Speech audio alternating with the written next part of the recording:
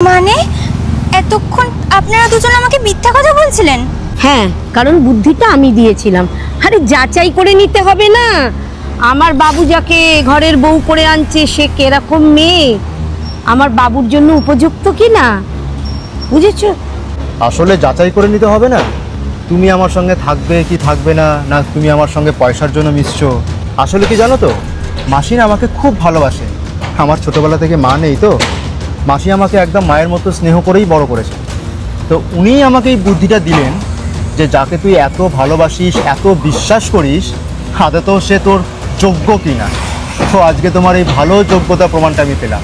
যাক, যেটা হয় ভালোর জন্যই হয়। আজকে না যা যা হয়েছে খুব ভালো হয়েছে।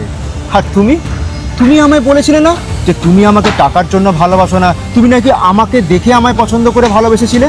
আজকে তো সব প্রমাণ হয়েই গেল। এই আমার বস্তি ঘর দেখে তুমি তো চলে যাচ্ছিলে।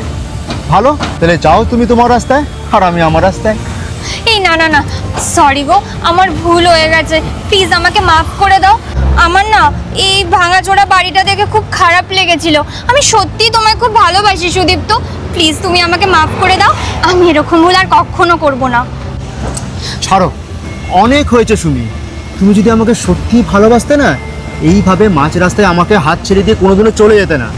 আজকে আমার কাছে এত বড় বাড়ি আছে, যদি কোনোভাবে এই জিনিস আমার কাছে না থাকে, যদি আমাকে সত্যিকারের এই বস্তির ঘরে কোনোদিনও ফিরে আসতে, তখন তুমি থাকবে আমার পাশে। তার থেকে না অনেক হয়েছে। তুমি তোমার রাস্তা দেখো আর আমাকে আমার মতো থাকতে দাও। কিন্তু চলো মাসি।